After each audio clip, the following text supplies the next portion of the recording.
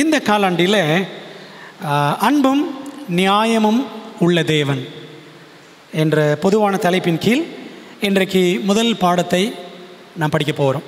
இன்றைக்குரிய பாடத்தின் தலைப்பு என்னவென்றால், தேவன் மனப்பூர்வமாய் அன்பு கூறுகிறார். God loves freely. தேவன் மனப்பூர்வமாய் அன்பு கூறுகிறார் என்று நாம் இன்றைக்கு படிக்க இருக்கிறோம். ஒரு சின்ன ஜெபத்தோடு படிக்கலாமா? ஜெபிப்போம். நல்ல தகப்பனே, இந்த புதிய காலாண்டில் நாங்கள் புதியதொரு பொதுவான தலைப்பின் கீழ் அன்பும் நியாயமும் உள்ள தேவன் என்ற தலைப்பின் கீழே ஆண்டவரே இந்த காலாண்டு முழுவதும் படிக்க போகிற பாடங்களை கர்த்தர் எங்களுக்கு ஆசீர்வதித்து தாரும். கர்த்தாவே, அது மட்டுமல்ல, இந்த காலாண்டில் நாங்கள் தேவனையும் அவருடைய அன்பையும் அவருடைய நியாயத்தையும் குறித்து ஆழமாக விளங்கிக் கொள்ளக்கூடிய ஞானத்தை எங்களுக்கு தாரும் ஆண்டவரே. இந்த காலாண்டில் நாங்கள் கொடுக்கிற காணிக்கைகள் எல்லாம் நார்தன் ஏசியா பசிபிக் டிவிஷனுக்கு போக இருப்பதற்காக ஆண்டவருக்கு நன்றி செலுத்துகிறோம். நாங்கள் உற்சாகமாக காணிக்கைகளை கொடுக்க ஆண்டவர் எங்களுக்கு உதவி செய்யும். உங்களுடைய பாதத்தில் வைக்கிறோம். நீதாமே இந்த முதல் பாடத்தை எங்களுக்கு ஆசீர்வதித்து தாரும். இயேசுவின் நாமத்தில் ஜெபிக்கிறோம் நல்ல பிதாவே, ஆமென். அநேகர் பொதுவாக நினைப்பது உண்டு, தேவன் அன்புள்ளவர் அப்படின்னு ஒத்துக்கிறாங்க தான். ஆனால் சிலர் ஆண்டவர் இந்த பாவியெல்லாம் நேசிப்பாரா?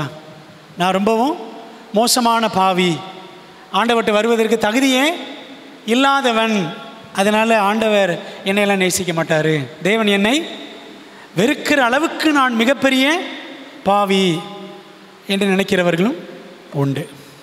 அது சரியா?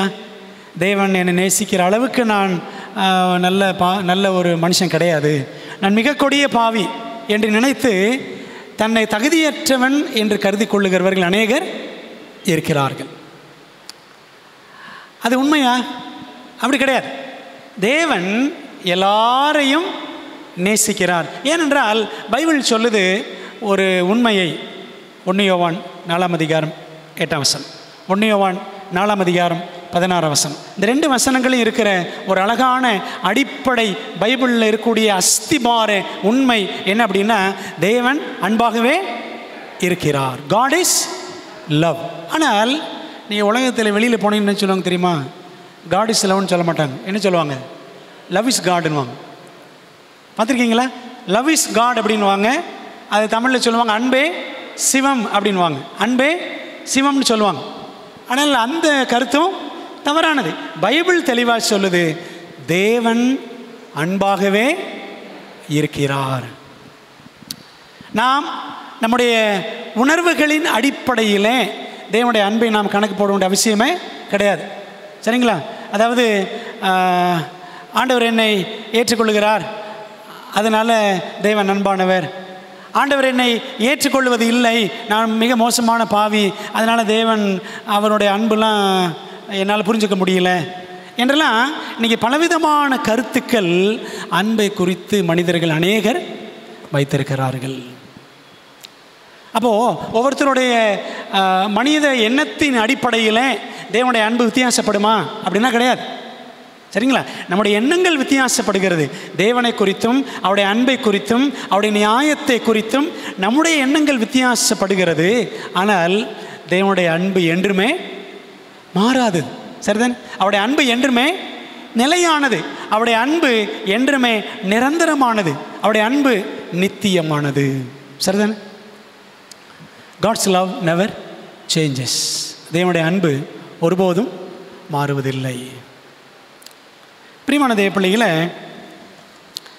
அதனால தான் இன்னைக்குரிய முதல் பாடம், தேவன் மனப்பூர்வமாய் நேசிக்கிறார், அன்பு கூறுகிறார் என்று தலைப்பு கொடுக்கப்பட்டிருக்கு. மனப்பாட வசனத்தில் ஓசியா 14ஆம் அதிகாரம் 4ஆம் வசனம் கொடுக்கப்பட்டிருக்கிறது. நான் அவர்கள் சீர்கேட்டை குணமாக்குவேன், அவர்களை மனப்பூர்வமாய் சிநேகிப்பேன், என் கோபம் அவர்களை விட்டு நீங்கிற்று. இந்த வசனத்தில் இருந்து தான், இந்த மனப்பாட வசனத்தில் இருந்து தான் இன்னைக்குரிய பாட தலைப்பு எடுக்கப்பட்டிருக்கிறது.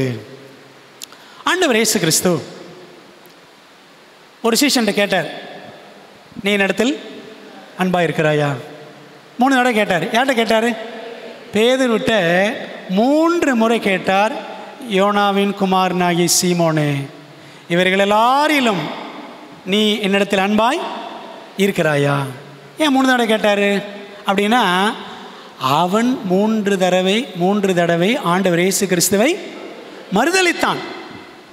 3 தடவை மறுதலித்தவன்ட்ட ஆண்டவர் ஏன் 3 தடவை கேட்குறாரு, நீ என்னிடத்தில் அன்பாக இருக்கிறாயான்னு? அவன்கிட்ட போய் இவர் கேட்கணுன்ற அவசியம் இருக்கா இல்லையா? அவசியம் இருந்துச்சா? அவசியமே கிடையாது, அவசியமே கிடையாது. பாருங்களேன், 3.5 வருஷம் கூடவே இருந்த தேவன் அன்பு காட்டி அற்புதங்கள் எல்லாம் செய்து எத்தனையோ தடவை இந்த பேதுரு முந்திரி கொட்டையாக செயல்பட்டு தேவனுக்கு சில நேரங்களில் மன வருத்தத்தை உண்டாக்கினவன் கூட இந்த பேதுரு. கடைசியில் ஆண்டவரை 3 முறை மறுதலித்தான். 3வது முறை சபிக்கவும் சத்தியம் பண்ணவும் தொடங்கினான். அப்படி தானே படிக்கிறோம். ஆண்டவர் குறித்து என்ன சபிச்சான்னு தெரில, நல்ல வேளை பைபிளில் போடலை. அப்படி தானே, என்ன சபிச்சான்னு பைபிளில் போடலை. ஏன்னா அதை உதாரணமாக எடுத்து 4 பேர் பேதுரு அப்படி பேசினான்ல, இப்போ நம்ம பேசினான்னு கண்டிப்பாக சொல்லியிருப்பாங்க. அப்படி தானே, நல்ல வேளை ஆண்டவர் அவன் சபிக்கவும் சத்தியம் பண்ண தொடங்கினான் என்பதோடு முடிச்சுட்டார், சாப்டரை க்ளோஸ் பண்ணிட்டார். அன்பானவர்களே, அப்படி சபித்தவனையும் சத்தியம் பண்ணினவனையும் ஆண்டவர் கிட்ட போய், பேதுருவே நீ என்கிட்ட அன்பாக இருக்கிறாயா? 2வது முறையும் நீ என்கிட்ட அன்பாக இருக்கிறாயா? 3வது முறையும் நீ என்கிட்ட அன்பாக இருக்கிறாயா அப்படின்னு அவன்கிட்ட போய் பணிவாக இறங்கி அவன்கிட்ட என்ன செய்கிறார்? ஆண்டவர் பேசுகிறார். பெரியமான தேவப்பிள்ளைகளே, அப்போ என்ன அர்த்தம் அப்படின்னா, தன்னை 3 முறை மறுதலித்தவனையும் கூட தேவன் மனப்பூர்வமாய் சிநேகித்தார். சரிதானே? இன்றைக்கு தேவனுடைய அன்பை குறித்த இந்த பாடத்தில் ஒரு 3-4 உதாரணங்கள் தான் அழகாக இருக்குது. பைபிளில் இருக்கிற சில சம்பவங்கள் தான் அவருடைய அன்புக்கு ஆதாரமாக, அவருடைய அன்புக்கு உதாரணங்களாக சொல்லப்பட்டிருக்கிறது. யாத்திராமத்தில் மோசே சீனாய் மலை மீது அவன் ஏறி இருந்தான்.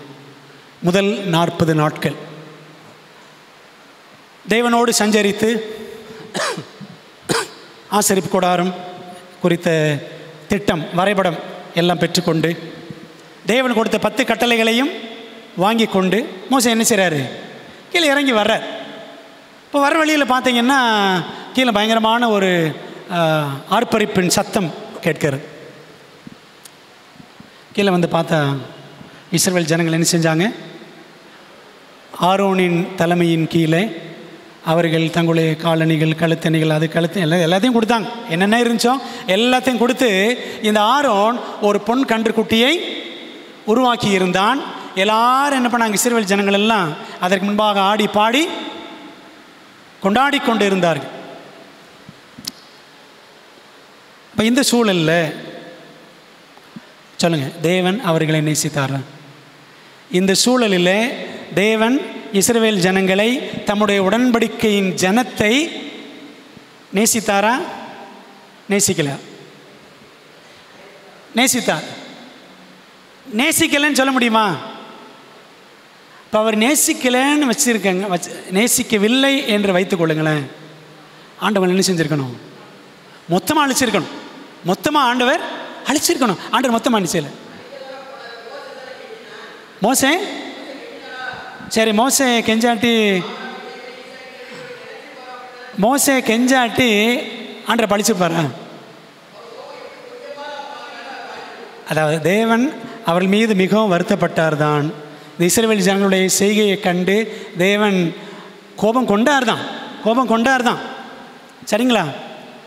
ஆனால் தேவன் பாருங்களேன், யாத்திராமம் 33 அதிகாரம் எடுங்க. யாத்திராமத்தில் 33வது அதிகாரத்திற்கு நம்முடைய கவனத்தை நாம் திருப்போம். யாத்திராகமம் 33 வசனம் 19. அதற்கு அவர், என்னுடைய தயையை எல்லாம் நான் உனக்கு முன்பாக கடந்து போக பண்ணி கர்த்தருடைய நாமத்தை உனக்கு முன்பாக கூறுவேன். எவன் மேல் கிருபையாயிருக்க சித்தமாயிருப்பேனோ அவன் மேல் கிருபையாயிருப்பேன். எவன் மேல் இரக்கமாயிருக்க சித்தமாயிருப்பேனோ அவன் மேல் இரக்கமாயிருப்பேன் என்று சொன்னார்.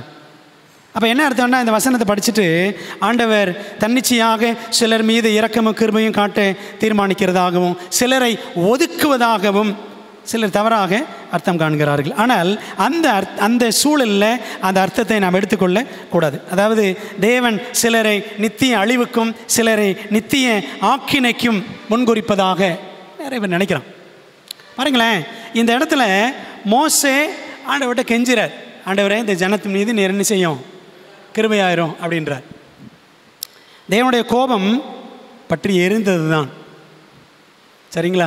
தேவனுடைய கோபம் பற்றி எரிஞ்சிச்சு தான் இஸ்ரவேல் ஜனங்களுக்கு எதிராக. ஆனால் ஒரு மனுஷன் கேப்பில் நின்று திறப்பில் நின்று என்ன செய்கிறான், ஆண்டவரத்தில் கெஞ்சுகிறான். மோசே கெஞ்சுறார். அப்போ ஆண்டவர் என்ன செய்கிறாரு, அன்பை அளவில்லாமல் காட்டுகிறார், அன்பை காட்டுறார். பிரியமான தேவ பிள்ளைகளை, தேவன் எல்லாவற்றையும் சிருஷ்டித்தவர், சகலத்தையும் சிருஷ்டித்தவர் நம்முடைய ஆண்டவர் தான். இந்த பொண்ணு கன்றுக்குட்டியை செய்து வணங்கின அந்த தீய செயலில் இஸ்ரவேல் ஜனங்கள் தேவனுடைய இரக்கத்தை பெறுவதற்கு அவர்கள் கொஞ்சம் கூட என்ன கிடையாது, கொஞ்சம் கூட தகுதியே கிடையாது, கொஞ்சம் கூட அவங்களுக்கு தகுதியே கிடையாது, சரிதானே? ஆனால் தகுதி இல்லாத அவர்கள் மீதும் தேவன் இரக்கம் காண்பித்தார், அன்பை காண்பித்தார். மோசேயினுடைய கெஞ்சுதலை ஏற்றுக்கொண்டார், சரிதானே? பிரியமான தேவ பிள்ளைகளை, அப்போ இந்த இஸ்ரவேல் ஜனங்கள் இவர்கள் ஆண்டவர்கிட்ட எந்த விதமான இரக்கத்தை எதிர்பார்ப்பதற்கும் அவங்களுக்கு என்ன கிடையாது, தகுதியே சுத்தமாக கிடையாது, தகுதியே சுத்தம் கிடையாது. ஆனால் ஆண்டவர் என்ன செஞ்சார், அவங்கள சரி போங்க அப்படின்னு விட்டார். பிரியமான தேவ பிள்ளைகளே, அப்போ யோசித்து பாருங்கள், தேவன் அன்றைக்கு அவரை விட்டு சோரம் போன, அவரை விட்டு விலகி தூரம் போன இஸ்ரவேல் ஜனங்களிடம் மட்டுமா யாரிடத்தில் அன்பாக இருக்கிறார்? நம்ம எல்லார் மீதும் அளவில்லாமல் அன்பு காட்டுகிறவராகவே இருக்கிறார். ஓசியா புத்தகத்திற்கு நாம் கவனத்தை திருப்புவோம். ஓசியா தீர்க்கதரிசி. பைபிளில் சில தீர்க்கதரிசிகளாம் இருக்கிறாங்க. எரேமியாட்ட கல்யாணம் பண்ணாதுன்னு சொல்லிட்டார். எசேக்கியேல்கிட்ட சொன்னார், எப்பா உன்னுடைய கண்ணுக்கு பிரியமான மனைவியை நான் என்ன செய்வேன், ஒரே அடியில் அடித்து நான் எடுத்துக்குவேன், நீ என்ன செய்யக்கூடாது, அழக்கூடாது. எசேக்கியேல் 24ஆம் அதிகாரத்தை போய் படித்து பாருங்க. உன் மனைவியை ஒரே அடியாக நான் அடிச்சிருவேன், அவன் செத்துருவா, நீ அவளுக்காக அழாமலும் புலம்பாமலும் இரு அப்படின்னார். அப்போ பாருங்களேன், அப்போ எரேமியாட்ட கல்யாணம் பண்ணாதுன்னு சொன்னார். எசேக்கியேல்கிட்ட உன் மனைவியை அடிச்சிருவேன், நீ அழாது அப்படின்னாரு. ஓசியாட்ட சொல்கிறாரு, ஓசியா நீ என்ன பண்ணு, ஒரு சோர ஸ்திரியை விவாகம் பண்ணு. அதாவது ஓசியாவுடைய மனைவி தான் அடிக்கடி என்ன செஞ்சிருவா, சோரம் போயிடுவா. நேசர்களை பணத்துக்கு என்ன செய்வாளாம், தேடி போவா. அப்படி ஒரு சோர ஸ்திரி கோமர், சரிங்களா? இந்த கோமர் ஒரு தீர்க்கதரிசி. இப்போ பாருங்களேன், பைபிளில் பார்த்தீங்கன்னா ஒரு ஆசாரியன் அல்லது ஒரு தீர்க்கதரிசி போய் ஒரு சோர ஸ்திரியை விவாகம் பண்ணலாமா அப்படின்னா விவாகம் பண்ண கூடாது. லேவியராகமம் 18ஆம் அதிகாரத்தை படித்து பாருங்கள். அந்த லேவியராகமம் 18ஆம் அதிகாரம் ஆசாரியர்கள் எப்படிப்பட்டவங்களை கல்யாணம் பண்ணணும் அப்படின்ற அதிகாரம் தான் லேவியராகமம் 18ஆம் அதிகாரம், சரிங்களா? அதில் ஒரு ஆசாரியன் என்ன செய்யக்கூடாது, ஆண்டவருக்கு ஊழியம் செய்கிறவன் ஒரு சோர ஸ்திரியை, கெட்டுப்போன ஒரு ஸ்திரியை போய் கல்யாணம் பண்ணக்கூடாது, லேவியராகம சட்டம். ஆனால் ஆண்டவர் இந்த தீர்க்கதரிசியான ஓசியாட்ட சொல்கிறாரு, எப்போ நீ போய் சோர ஸ்திரியை உன்னிடமாய் சேர்த்துக்கொள். ஓசியா 3 அதிகாரத்தில் நம்ம அதை படிக்கிறோம். உண்மையிலே அந்த சம்பவத்தில் ஆண்டவர் என்ன காட்டுறாரு அப்படின்னா, ஓசியா தேவனுடைய அன்புக்கு அடையாளம், ஓசியாவின் மனைவி கோமர் உண்மையில்லாத இஸ்ரவேல் ஜனத்திற்கு அடையாளம், சரிங்களா? தேவன் எவ்வளவுக்கு எவ்வளவு உண்மையும் அன்பும் உள்ளவராக இருந்தாரோ அவ்வளவுக்கு இந்த இஸ்ரவேல் ஜனங்கள் என்ன பண்ணாங்க? தேவனை விட்டு விலகி விலகி போனாங்க. விலகி விலகி போனாங்க. பாகால்களையும் அஸ்தரோத்துகளையும் என்ன செஞ்சாங்க? அந்நிய தெய்வங்களையும் அவர்கள் நாடி போனார்கள். ஓசியா 2ஆம் அதிகாரம் முழுக்க படிச்சிங்கன்னா அதான் இருக்கும். இப்படி தேவனை விட்டு தன் புருஷனை விட்டு இந்த கோமேர் சோரம் போனால், அதே போல இஸ்ரவேல் ஜனங்களும் தேவனை விட்டு சோரம் போனார்கள். என்ன அர்த்தம் அப்படின்னா, ஆண்டவர் அப்படிப்பட்ட ஜனத்தையும் கைவிடவில்லை. அப்படிப்பட்ட இஸ்ரவேல் ஜனத்தையும் தேவன் துரத்தி விடவில்லை. அவர்களை இன்னும் அதிகமாக நேசிக்கத்தான் செய்தார் என்பதை ஒரு பொருட்பாடமாக ஓசியா கோமர் அந்த உறவின் வழியாக ஆண்டவர் காட்டுறார். சரிங்களா? அந்த 2 பேரை வச்சு தேவன் எப்படி இஸ்ரவேல் ஜனத்தை நேசித்தார் என்பதை தேவன் அழகாக சுட்டி காட்டினார், விளக்கினார். பிரியமான தேவ பிள்ளைகளே, அப்போ பாருங்களேன், இந்த ஓசியா, நீங்கள் அந்த ஓசியா புத்தகத்தை படிங்க. ஓசியா எவ்வளோ பொறுமையாக போய் அந்த கோமர்கிட்ட அன்பு காண்பித்து அவளை திரும்ப வீட்டுக்கு கூட்டிகிட்டு வந்து அவளை எவ்வளோ பக்குவமாக அன்பின் கயிறுகளால், அப்படி தான் இருக்கும், அன்பின் கயிறுகளால் தேவன் நம்மை நேசிக்கிறார் என்பதை நமக்கு வாசிக்கிறோம். அப்போ தேவன் எவ்வளவு பொறுமையாக தன்னுடைய மக்களிடத்தில் அவர் செயல்பட்டார். பிரியமான தேவ பிள்ளைகளே, அப்போ யோசித்து பாருங்கள், ஓசியா கோமர் அந்த உறவு இஸ்ரவேலின் தேவன் இஸ்ரவேல் ஜனம் அவர்களை குறித்து அழகாக நமக்கு சுட்டி காட்டுகிறது. தேவனை விட்டு நம்ம எப்பவுமே நம்ம தேவனோட ரொம்ப க்ளோஸாக தான் இருக்கிறோமா? யோசித்து பாருங்கள். எப்பொழுதுமே தேவனுடைய இருதயத்திற்கு இசைந்தார் போலவே நம்ம கரெக்டாக போயிட்டே இருக்கிறோமா? அல்ல ட்ராக் மாறுறோமா? காலேஜில் நாங்கள் படிக்கும் பொழுது பாவம், பைபிளில் பாவன்றதுக்கு ஒரு கிட்டத்தட்ட 12 விளக்கங்கள் இருக்குது. ஒரு 15 விளக்கங்கள் இருக்குது. அநீதி எல்லாம் பாவம்தான், நியாயப்பிரமாணத்தை மீறுவதே பாவம், நன்மை செய்யாதிருந்தால் பாவம், பொருளாசை பாவம், அப்படி நிறைய இருக்குது. ஒரு 12-13 காரியங்கள் படிச்சிருக்கேன். ஆனால் நாங்கள் காலேஜில் படிக்கும் பொழுது எங்களுக்கு என்ன சொல்லி கொடுத்தாங்கன்னு, தியாலஜியில் sin is missing the mark அப்படின்னு சொல்லி கொடுத்தாங்க. sin is missing the mark. அதாவது பாவம் என்றால் என்ன? குறி தவறுதல். குறி தவறுவதான் என்னது? பாவம் அப்படின்னு மூல பாஷையில் அடிப்படையாக வைத்து எங்களுக்கு சொல்லிக் கொடுத்தார்கள். sin is missing the mark. பாருங்களேன், நம்ம குறி தவறி பல நேரங்கள் அலைஞ்சிருக்கிறோமா? அலைஞ்சிருக்கிறோம், அப்படி தானே? தேவனை விட்டு, அவருடைய கற்பனைகள் பாதைகளை விட்டு. பைபிளே சொல்லியிருக்குல்ல, நீ வலது புறமாவது இடது புறமாவது சாயாமல் அப்படின்றது. என்ன அர்த்தம்? வலது புறமா இடது புறமா சாயாமல்னா ஆண்டோடைய கற்பனைகள் விட்டு விலகாமல் நீ செல்லணும், நடக்கணும், நேர்கோட்டில் முன்னேறி செல்லணும் அப்படின்றதான் அந்த அர்த்தம். வலது புறமாவது இடது புறமாவது சாயாமல். நம்ம சாஞ்சிருக்குமா? சாயலையா? கோமர் சாய்ந்தால சாயலையா? சரிதானே? கோமரோட வாழ்க்கை பாருங்கள், அவன் அப்படியே வழி விலகி தான் போனான். அதாவது இஸ்ரவேல் ஜனங்களும் அப்படித்தான் இருந்தாங்க. ஆண்டவர் எவ்வளவோ அன்பு காமிச்சாலும், எவ்வளவோ இரக்கம் காமிச்சாலும், எவ்வளவோ அற்புதங்கள் செஞ்சாலும், எவ்வளவோ அதிசயங்கள் செஞ்சாலும், பாறையிலிருந்து தண்ணி வந்தாலும், வானத்திலிருந்து மண்ணா வந்தாலும், கடல்ல இருந்து காடை வந்தாலும், இந்த பாழா போன ஜனங்கள் என்னதான் செஞ்சாங்க? மீறி தான் போனாங்க. மீறி தான் போனாங்க. தேவன் முதல் கற்பனையும் மீறிட்டாங்க. அவர் 10 கற்பனையும் வாங்கிட்டு வர்றாரு மோசே. கீழே அவர் இறங்கி வரக்குள்ளேயே முதல் 2 கற்பனையும் உடச்சு விட்டாங்க. சரிதானே அன்பானவர்களே? அப்போ தேவன் இப்படி ஒவ்வொருத்தர் மூலமாக அன்பு காட்டுறார். ஒவ்வொரு தீர்க்கதரிசியாக அனுப்புனார். சரிதானே? ஒருத்தரையா அனுப்பினார்.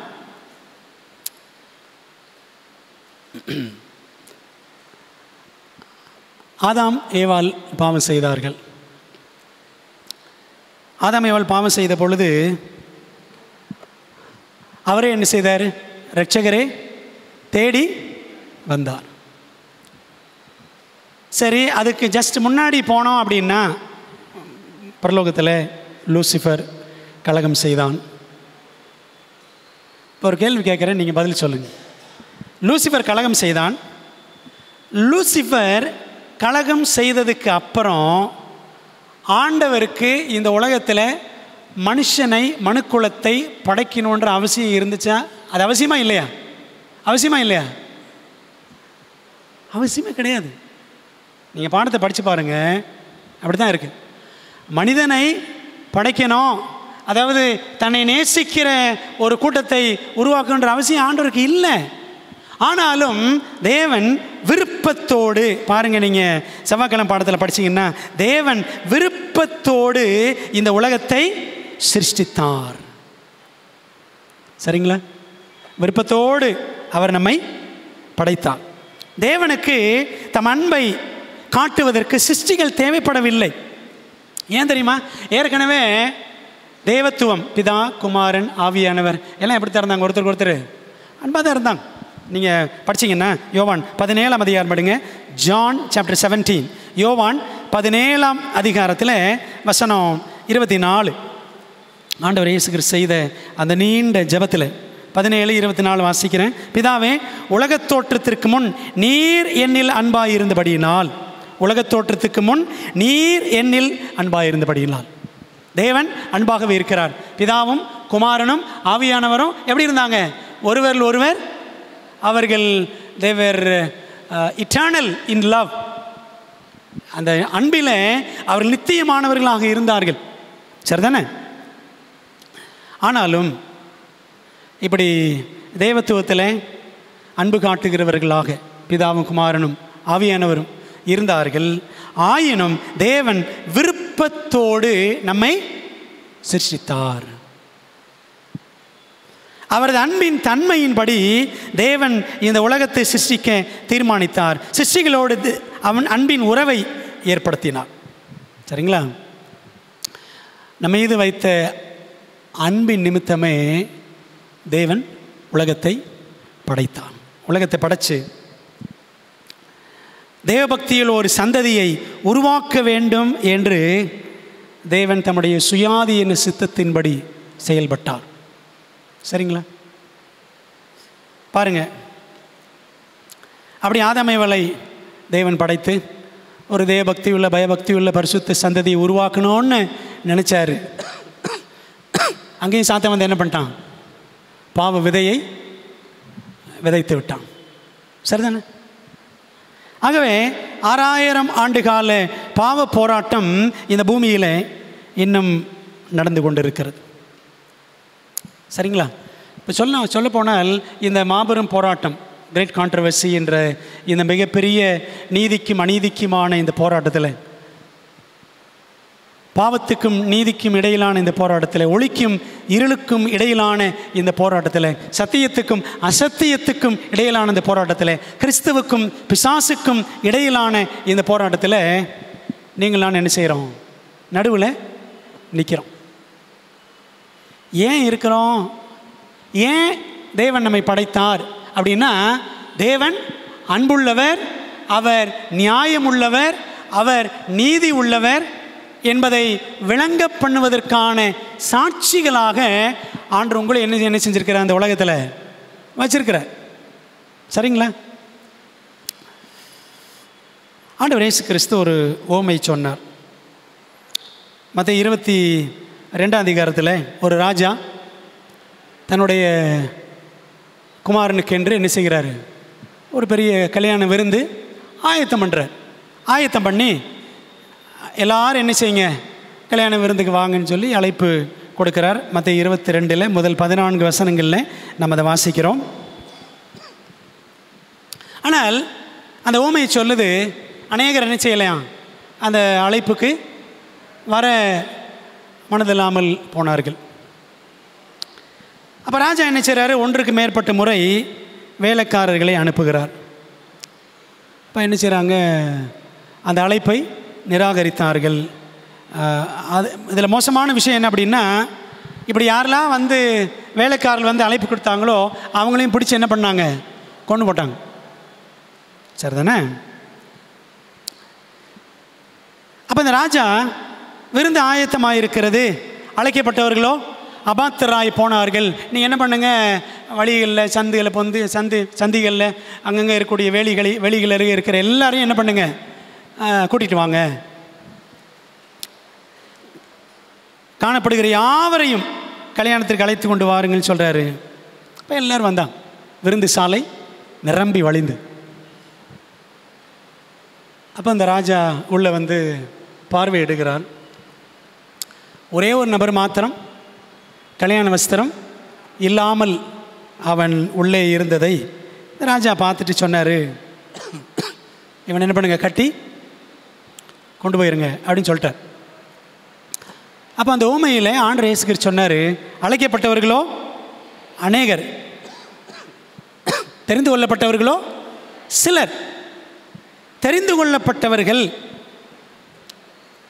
யார்? அநேகர் வந்தாங்க, அநேகர் அழைக்கப்பட்டார்கள். ஆனால் அழைக்கப்பட்ட எல்லாரும் வந்தாங்களா? வரல. அப்போ யார் தெரிந்து கொள்ளப்பட்டவர்கள் அப்படின்னா, அந்த அழைப்புக்கு இணங்கி அந்த அழைப்பை ஏற்றுக்கொண்டு வருகிறவர்கள் தான் தெரிந்து கொள்ளப்பட்டவர்கள். பிரியமான தேவ பிள்ளைகளே, இப்போ அந்த ஓமையில் நமக்கு ஆண்டவர் என்ன ஒரு பாடம் சொல்லிக் கொடுக்குறார் அப்படின்னா, தேவன் எல்லாரையும் கல்யாணம் விருந்து கலைக்கிறார். The invitation goes to all. எல்லாருக்கும் அழைப்பு பரலோகம் கொடுக்கிறது. ஆண்டவர் தம்முடைய அன்பின் அழைப்பை எல்லாருக்கும் கொடுக்கிறார். சரிதானே? அந்த ராஜா தன்னோட மகனுக்கு வச்ச கல்யாணத்தில் எல்லாரையும் அழைச்சிட்டு வர சொன்னார். அப்போ யோசித்து பாருங்கள், அது ஓமை தான். ஆனால் அந்த ஓமையில் அந்த ராஜாவுடைய தாராள மனதை, அந்த ராஜாவுடைய ஏராளமான அன்பை அந்த ஓமையில் பார்க்குறோம். ஸோ அந்த ஓமை என்ன சொல்லுதுன்னா, God is that much gracious. God is so loving. அந்த ஓமையில் அந்த ராஜா ஆண்டவருடைய அன்பை தான் சுட்டி காட்டுகிறார். ஆண்டவர் அவ்வளவு அன்பானவர். பைபிள் இருக்குல்ல, இவ்வளவாய் அன்பு கூர்ந்தார் அப்படின்னு இருக்குல்ல, யோவான் 3:16. எவ்வளவாய்ன்னு யாரும் சொல்ல முடியுமா? சொல்ல முடியாது. இவ்வளவாய் அன்பு கூர்ந்தார். அப்போது இந்த ராஜாவும் பாருங்கள், அந்த கல்யாண விருந்து ஓமையில் எல்லாரையும் கூப்பிடுறார். ஆனால் அவருடைய அன்பின் அழைப்பை ஏற்றுக்கொள்ளாமல் ஏராளமான பேர் இருக்கத்தான் செய்தார்கள். இன்றைக்கி அப்படித்தானே உலகத்தில் ஆண்டவருடைய அன்பின் சத்தியத்தை, இரக்கத்தின் தூதை உலகமெல்லாம் கொண்டு செல்கிற ஊழியக்காரர்களை ஆண்டவர் வச்சிருக்கிறாரு. அதே சமயம் அவருடைய அன்பை ஏற்றுக்கொள்ளாதிருக்கவும், அவருடைய அன்பை நிராகரிப்பதற்கும் மனிதர்களுக்கு என்ன கொடுக்கப்பட்டிருக்கிறது? சுதந்திரம் கொடுக்கப்பட்டிருக்கு. அப்படி தானே? தேவனுடைய அன்பை ஏற்றுக்கொள்கிறதா இருந்தால் ஏற்றுக்கொள்ளலாம். அவருடைய அன்பு வேண்டாம் அப்படின்னு நிராகரிப்பதாக இருந்தாலும் என்ன செய்யலாம்? நிராகரிக்கலாம். ஆனால் பாருங்களேன், நம்முடைய வேலை என்ன தெரியுமா? நம்முடைய வேலை என்ன? இந்த ராஜா சொன்னார், நீ இப்போ எல்லாரும் அழைச்சிட்டு வாங்க அப்படின்னு வேலைக்காரர்கள் அனுப்பினார். நம்ம தான் வேலைக்காரன். தேவனுடைய அன்பை நம்ம என்ன செய்யணும்? எல்லாருக்கும் அறிவித்து கொண்டே இருக்க வேண்டும். ஏற்றுக்கொள்கிறாங்களோ ஏற்றுக்கொள்ளலையோ, நம்மை நிந்திக்கிறாங்களோ அல்லது நம்மை நம்மிடத்தில் அன்பு காட்டுகிறார்களோ, நம்ம கொடுக்குற அன்பின் அழைப்பை அவர்கள் அங்கீகரிக்கிறார்களோ இல்லையோ, நம்ம வேலை என்ன வேலை? ராஜா சொல்லுவார், ராஜா சொல்ல ஓடிக்கிட்டே தான் இருக்கணும். ராஜா சொல்ல ஓடிக்கிட்டே தான் இருக்கணும். பிரியமான தேவ பிள்ளைகளே, அப்போ ஆண்டவர் உங்களையும் என்னையும் இந்த அளவற்ற தெய்வீக அன்பை பிறருக்கு அறிவிக்கும் பணியாளர்களாக தேவன் நம்மை அழைத்திருக்கிறார் என்கிற உண்மையை நம் மனசில் வச்சுக்கணும்.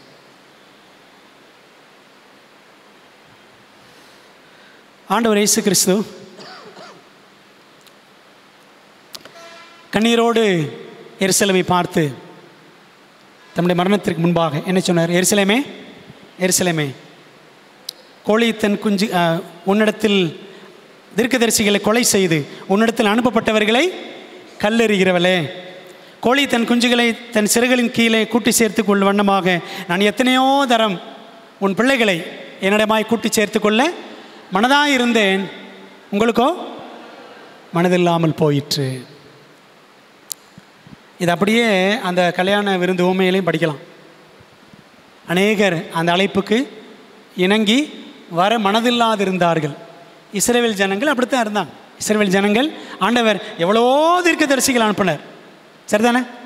2 நாளாகமும் 36ஆம் அதிகாரத்தை நீங்கள் படித்து பாருங்கள். எத்தனையோ தீர்க்கதரிசிகள், எத்தனையோ ஆசாரியர்கள், எவ்வளோ பேரை ஆண்டவர் அனுப்பினார். இந்த தீர்க்கதரிசிகள்லாம் என்ன பண்ணிட்டாங்க? இஸ்ரவேல் ஜனங்கள் கொண்டு விட்டாங்க. சரிதானே? அதான் ஆண்டவர் சொல்லார், தீர்க்கதரிசிகளை கொலை செய்கிறவளே. ஏன் அப்படின்னா அவர்களுக்கு மனதில்லாமல் போயிற்று. தேவன் எவ்வளோ பெரிய ரட்சிப்பை, எவ்வளவு மகத்தான அன்பை அவர் காட்ட ஆயத்தமாக இருக்கிறார். பரலோகத்தை விட்டு தேவகுமாரன் மனுஷகுமாரனாக அவர் ஏழ்மையின் கோலம் எடுத்து இறங்கி வந்தார். இதை யூதர்களால் அவருடைய அன்பை ஏற்றுக்கொள்ளவே முடியல. அவருடைய தாழ்மையின் கோலம் அவர்களுக்கு புரியலை. சரிதானே? ஏன்னா யூதர்கள் நினச்சிக்கிட்டு இருந்தாங்க அவர் ராஜாவாக வருவார். இவர் என்ன நம்ம எதிர்பார்த்த மேசி இவர் கிடையாது, நம்ம எதிர்பார்த்த மேசியா இவர் கிடையாது என்று சொல்லி தேவ அன்பை அவர்கள் துச்சமாக நினைத்தார்கள். அவங்க நினச்சிக்கிட்டாங்க யூத ஜனங்கள் நம்ம நினச்ச மாதிரி மேசியா வரணும் அப்படின்னு, அப்படிதான் நினச்சாங்க. அவர் 2ஆம் முறை எப்படி வருவாரோ 2ஆம் முறை தான் ராஜா வருவார். சரிதானே? அதை அவங்க 1ஆம் வருகையிலே எதிர்பார்த்துக்கிட்டு இருந்தாங்க. அவர் தமக்கு சொந்தமானதிலே வந்தார், அவருக்கு சொந்தமானவர்கள் அவரை ஏற்றுக்கொள்ளவில்லை. யோவான் 1:11 நம்ம அதை வாசிக்கிறோம். பிரியமானவர்களே, அப்போ பாருங்கள், இந்த யூதர்கள் இஸ்ரவேல் ஜனங்களும் அவங்களுடைய சுதந்திரம், அந்த சுதந்திரத்தின் அடிப்படையில் செயல்பட்டார்கள். தேவனுடைய அன்பை புறக்கணித்து விட்டார்கள். அன்பானவர்களே, இதே தவறை நாமும் செய்ய வாய்ப்பு இருக்கிறது. ஏனென்றால் அதே சுதந்திரம் இன்றைக்கி நமக்கு இருக்கத்தான் செய்யுது. பிரியமான தேவ பிள்ளைகளே, ஆனால் தேவன்